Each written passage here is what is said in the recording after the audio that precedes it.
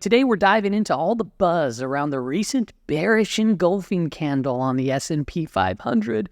Ooh, spooky! It seems like everyone's talking about it, but I'm here to break down what actually matters and where you should focus your attention to preserve and protect your capital in these turbulent markets. So if you're looking for real insights to help you navigate these swings, make sure you hit that subscribe button for more market updates. Let's get into it.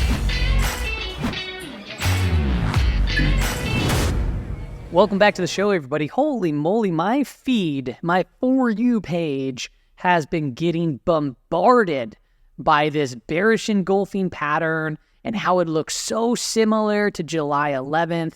And I'm here to kind of break this down and give you some statistics and what to look for with bullish engulfing patterns. Now, first and foremost, I've been seeing this comparison made, as I've already pointed out here, by a bunch of different people on X, and that's only some of the screenshots from the accounts. There's a lot more. But there is a difference between these two, and I talked about it here on Twitter. And the main difference is this one over here was actually an outside trading day where the entire candle, right, engulfed the prior day's candle that's including the high to low.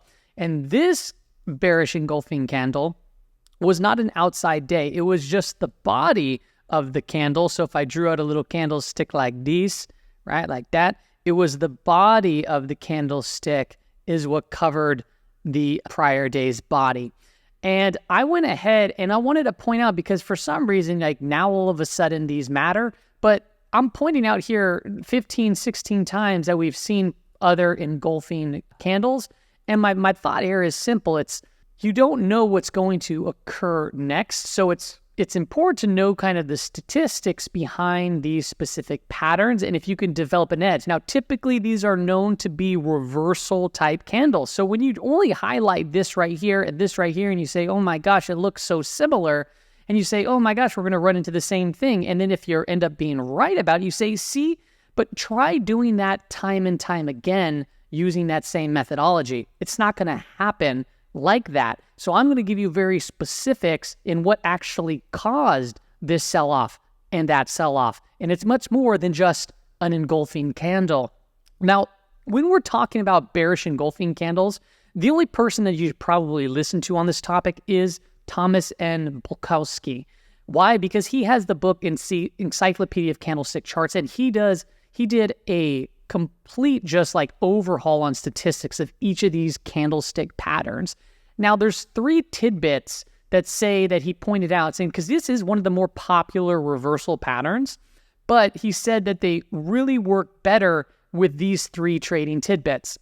And we're going to go through these three, okay? So bearish engulfing candles that appear within a third of the yearly low perform best. So wherever the yearly low is, if it's a third from that area, that's where it performs best. Where is this taking place at? This is taking place at the all-time highs, okay?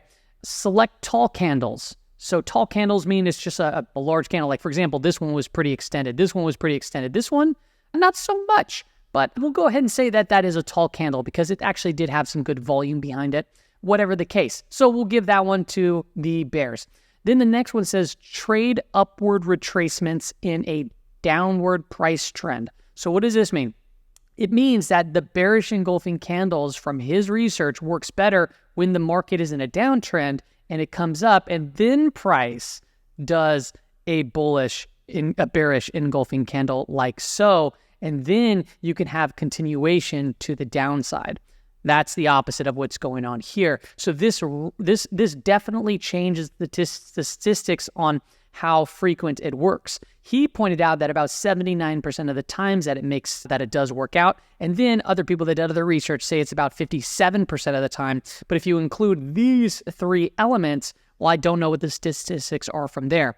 But let's go ahead and get a little bit more in depth of what you need to look out for to protect yourself in these times. Because sometimes a bearish engulfing candle, as you can see, doesn't mean that you should be just super bearish or super bearish right then and there.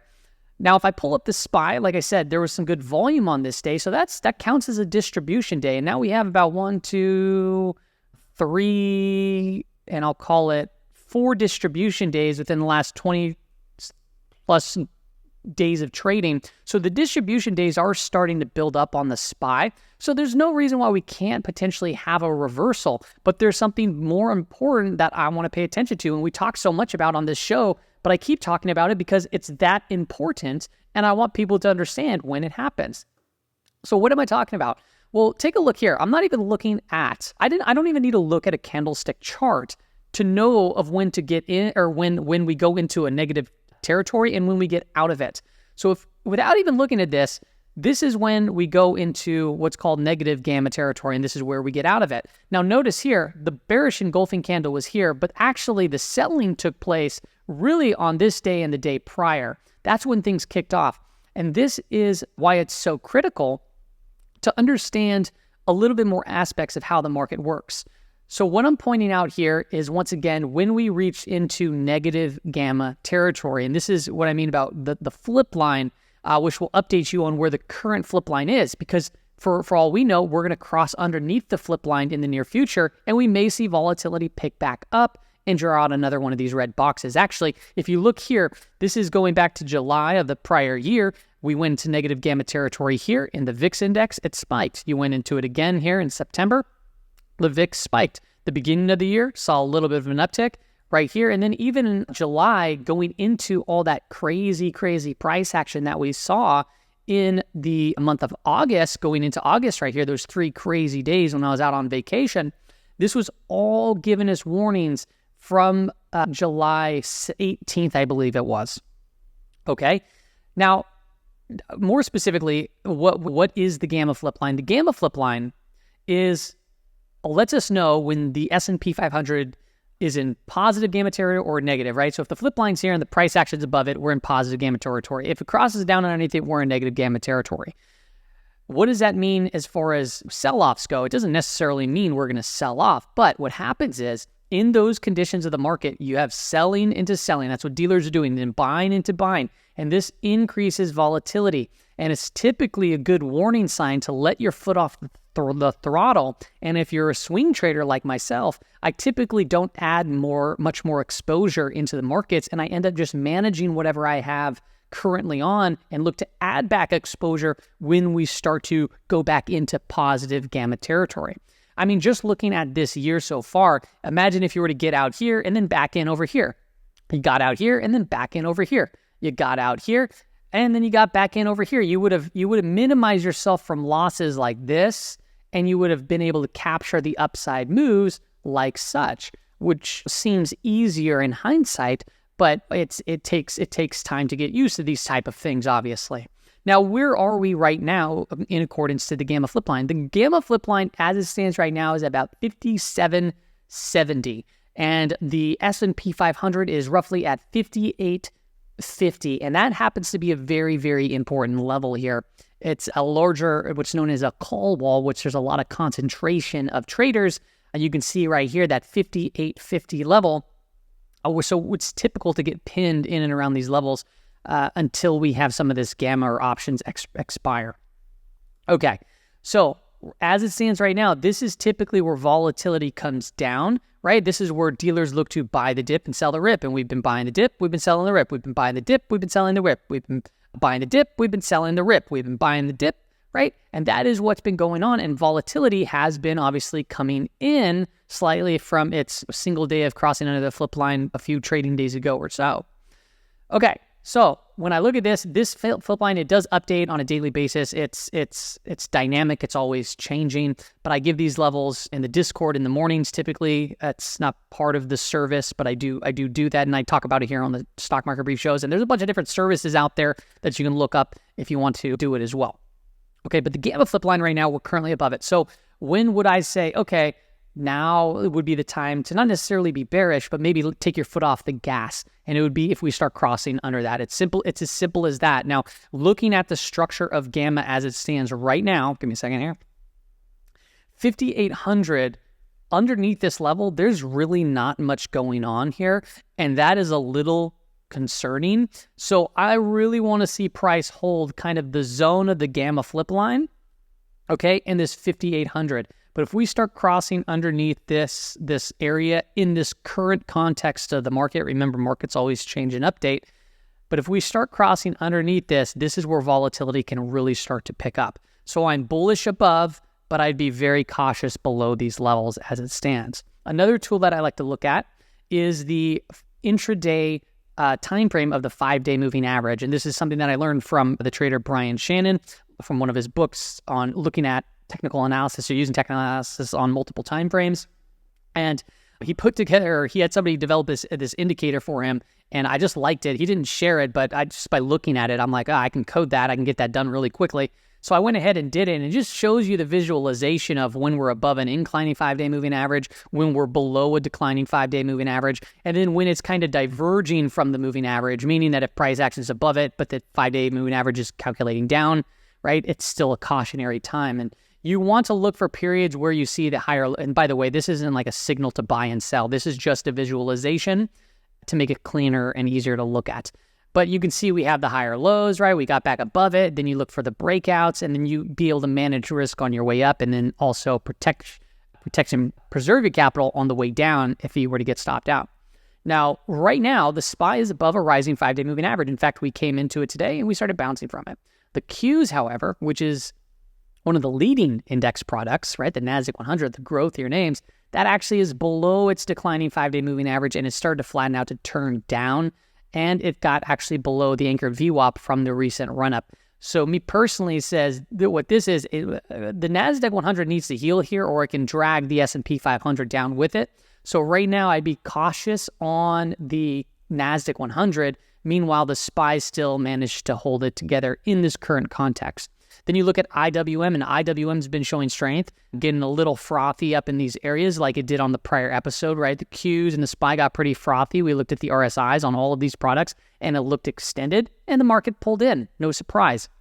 Semiconductors is below its declining 5-day moving average, and the swing low over here from its recent run-up. So you'd want to see this start to get back above it to feel a little bit more confident in semiconductors as well. And this makes sense because if you look at like NVIDIA, it makes up a huge percentage of this. And then we've had a couple of names like ASML really drag this index down in other products as well. Biotech is starting to see a little bit of a bid. You can see we started getting back above it. We started testing this swing high anchored volume weighted average price, and then we broke above, and now it's holding so far. Is it extended right now? Yep, it is, but that doesn't mean it can't go further. But if we start consolidating or pull back within a rising 5-day moving average back into these anchored volume weighted average prices, you see strength for that. That could be a good potential opportunity to potentially buy into for looking for a continuation. And then you have the DIA also above a rising 5-day moving average. So there's a lot of bullish stuff going on, couple bearish things developing in the very short term. And that's what we look at as far as conditions go in the market to really hone in on when we can start taking our foot off the gas in this bull market. The last thing that I want you to really like kind of stay away from is when you get flooded by things that seemingly sound bearish.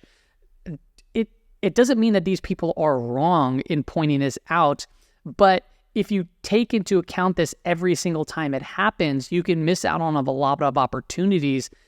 And more importantly, if it's not something that you're using consistently and you're constantly changing, I'm trying to provide you a way to look at the conditions of the markets actually changing from a very important perspective from the short term, but then also how dealers are going to work in an environment where we can see obviously that rising volatility, selling and selling, buying and buying, etc. Now, if we go into the 15-minute time frame, if you're looking at this from even an intraday period, how we talked about above a rising 5-day moving average, we have our weekly expected moves. These levels are not levels that I'm just putting on my screen. These are levels derived from implied volatility from the options chain from Friday of the last close, and I look out 1 week, and it gives us an idea of what the market's pricing in as far as risk. And this year, the S&P 500 is closed within it 80% of the time. So if we get outside of these levels, it's a rare occurrence. But it's very common also to tag these levels. And in the last 3 weeks, working on 4 weeks now, we have not tagged a weekly expected move. The last time we've had 3 closes inside of a weekly expected move, which by the way, 80% of the time this year we've tagged it. So the last time we've had 3 weeks was April of last year. And then the market eventually just went on 10% just monster move. This is because all this open interest builds and all of a sudden you get some sort of a gamma squeeze, whether that be to the upside or downside. We don't know. But what we do know is we'd be more bullish if we're in positive gamma territory, more bearish or cautious in negative gamma territory. Now we're working, why I'm bringing this up is because now we're working on the 4th week. So I'm going to have to go back into the data and see when the last time that's been. I know it's going to have to be 3-4 years ago or something like that. It's been obviously a long time. Okay, so let's continue on back to here. I'm also giving you the daily expected moves, which are what's implied for tomorrow. And we have about 585.50 to the upside, 579 to the downside. I included the VIX expected move. Now, this is basically looking at the VIX and doing a quick calculation on the VIX, which is the S&P 500 Volatility Index. And I'm applying these levels too as well because it's still rather elevated. The VIX closed today at 1958, which gives us an implied move of roughly 1.2%-ish, right at around there. I forget the exact number. But that means one standard deviation would be kind of within this range of a risk. So I'd say the upside target for tomorrow would be into this range. The downside would be down in here. And even if we were to come down into here, we still wouldn't have tagged the lower weekly expected move. And we'd be retesting that quarter to date anchored volume weighted average price for the first time since October 8th. You can see we undercut it a little bit and gapped above it. And then we started going off to the races. Now, if you want these implied moves, but you want them automatically placed on your screen, I went ahead and built a Thinkorswim indicator. I've supplied it already to the Patreon community, that the people that are in there. But if you follow me on X or previously Twitter, I pinned this post up and I said that I'll go ahead and unlock the vault. I'll give you guys this if it gets up to 500 likes, and which it's basically there right now. It's almost there. So I'm going to unlock the vault. I'll give you guys this indicator with the video and kind of explain on how to use it or how it operates. But you can get implied moves based off of the volatility index on S&P 500, NASDAQ 100, Russell 2000, Amazon, Google, Gold, Goldman Sachs, TLT I just added in there. Now this is for Thinkorswim, but I just recently built it out for TradingView as well. I'm just working on a couple of things there. So if this post gets up to 500 likes, you guys can support me like that. Share the posts, follow there, subscribe to this channel.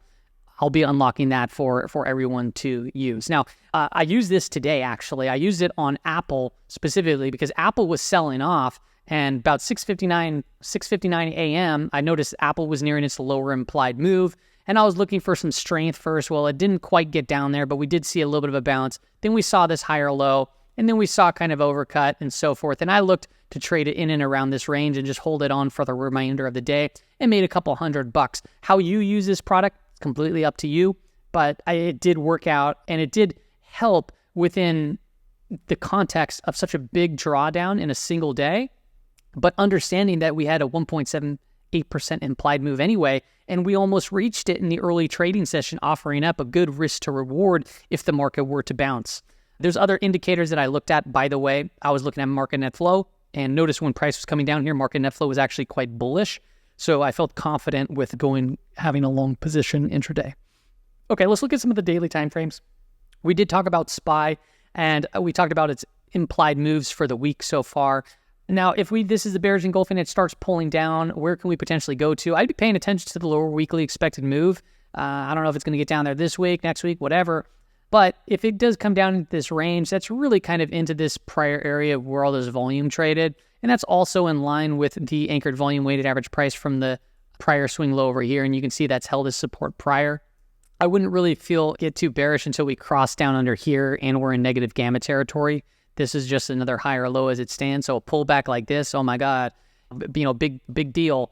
If we take a look at the Qs over here, the Qs, like I said, is seeing a little bit more sell side, but on the daily time frame, we are holding above this prior area of resistance, and that prior area of resistance could very well hold as a potential level of support. If we start breaking down, then just be aware that we have a little gap fill down here too as well that can potentially act as a level of support. What I prefer to see here is to see strength come back in, reclaim that 5-day moving average, which we talked about right here, and then go from there. The semiconductors is what's really kind of putting a drag on these markets because they make up such a big percentage of it. But you can see we did crack down on some big volume, and this happened to be with the ASML and news that recently came out, earnings that came out, and it fell 22.42% in 2 trading days here. And this is quite the move in this space, and it's really pulling down a lot of individual names. Now, meanwhile, while this is going on, IWM did reclaim its anchored volume weighted average price from this swing high over here in this flag formation. We broke out, and look at, once we got above that, guess what happens? The psychology of things typically change. You get some more bullish, and it's likely to see pops. Now we went on this nice multi-day run. We got a new closing high on the year, right? Not a new high, but a new closing high on the year, which is not necessarily bearish. But what you'd want to see here is if it does consolidate or come in, consolidate, can hold around this 225-ish area, maybe come out and then back test. The 5-day moving average can catch up a little bit right here, right? So boom, and kind of flags out. The 5-day moving average catches up. Maybe watch to see it test this anchored volume weighted average price from the prior swing low, and then see if you see strength after that to potentially see if we get some sort of continuation in small caps. But if we don't, then at least you have some ideas of where you can manage risk in those times. So I got for you on today's episode, everybody. Hope it gave you some more insight into what it is that I do here. Like I said, if you haven't done so already, make sure to go like that Twitter post. I'll be giving that indicator out on Thinkorswim and TradingView. Subscribe to the channel if you like this type of content. See you later.